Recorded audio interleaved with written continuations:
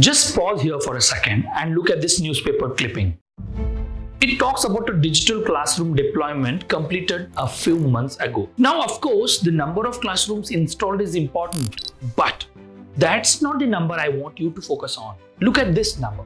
Over 3 days, these teachers were trained not just to operate the EyeRIS AI Digital Board, but to use it meaningfully in their everyday lesson, to make concepts more visual, to create more interactive classrooms, to improve student participation, and to understand how technology can support better teaching and learning.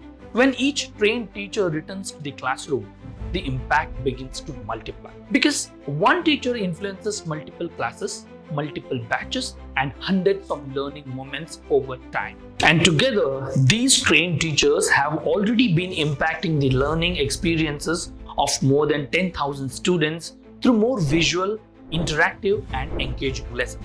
For us, that is where real impact measurement begins. Not merely with the number of devices deployed, but with the number of teachers enabled, classrooms activated, and students reached. Because technology can enter a classroom in one day, but meaningful educational impact is created through how it is used every day.